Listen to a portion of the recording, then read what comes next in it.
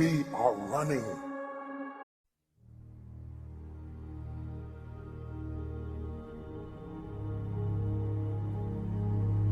You cannot win the war against the world if you can't win the war against your own mind. Self-discipline is the center of all material success. 99% of people are not willing to do what it takes to make their dreams come true. The Marines have a saying, everybody wants to go to heaven, but nobody wants to die. And that's just real. At the center of bringing any dream into fruition is self-discipline. Something as simple as food and eating is not about your body as much as it is about your mind. It's getting command of your mind to be able to choose actions that are in your own best interest. A lot of people are just trying to change. A lot of times, like I just did a podcast on habits, right? How to be able to adopt new habits and also delete and get rid of, break bad habits, right? And so a lot of people always want to usually make a change on behavior. They want to get themselves to work out. They want to get themselves to meditate. They want to get themselves to read more each day. They want to get themselves to X, right? Or they want to stop some behavior. They want to stop smoking. They want to stop eating this food. They want to stop, I always tell people, stop checking your phone the first hour of the day. You've heard this many times, right? You win the first hour of the day, you win the day. Every day, we are choosing shit that's not in our own best interest, right? So if the world is attacking you and the world wants to fight you and the world's trying to hold you down, so you're gonna kick yourself in the balls? So you're gonna stop yourself from getting what you dream. When I want to transform or transcend or make a real positive change, I'm looking at all the other areas of ourself. So I'm looking at, for example, our environment. Are people setting up their environment to win? So change doesn't just happen at this level of behavior, but what you have to change the environment. So for example, if you want to stop eating a certain food, it helps to be able to have not have that food in your home, right? So you change the environment.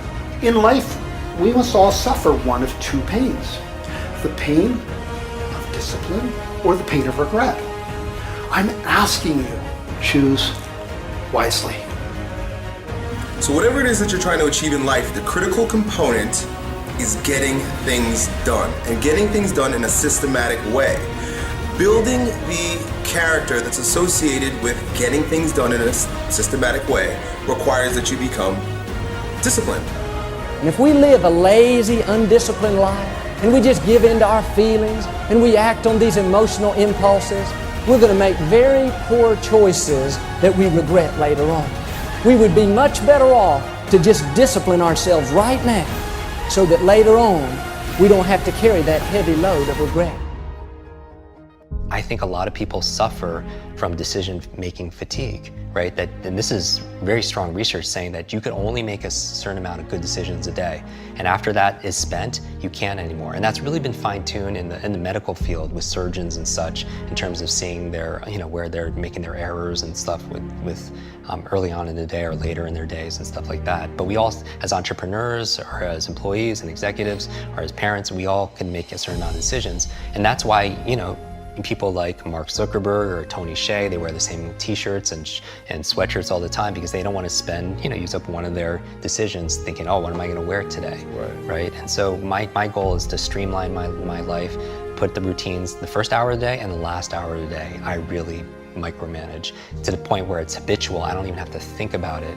And then, because those are the times of the day where I can really have the most impact, because later on in the middle of the day, team members need this, there's firefighting this, client needs that.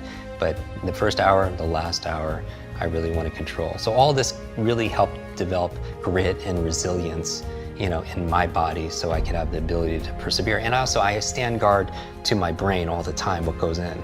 I don't watch like a lot of the negative news and all the market. I really focus, I watch and I listen to your show and maybe a handful of little things I read each day, because I need to keep it positive. I want hope and I'm looking for help. I'm looking for inspiration and also instruction.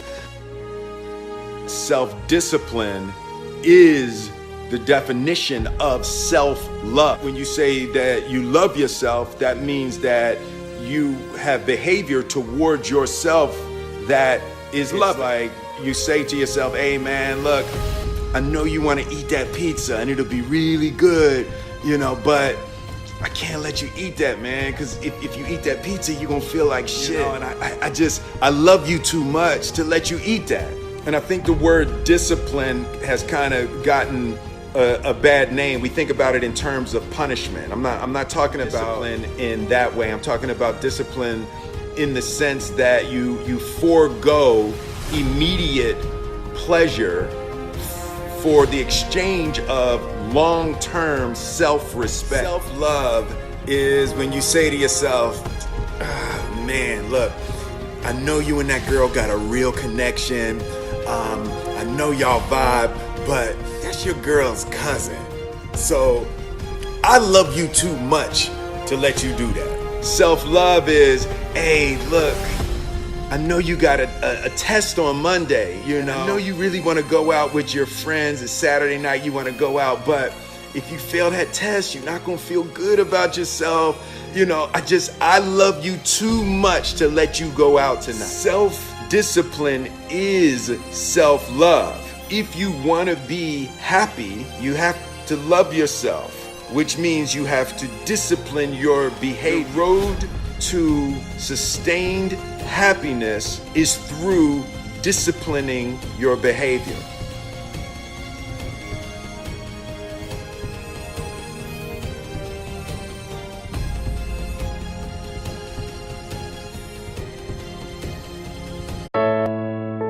We are running out of time.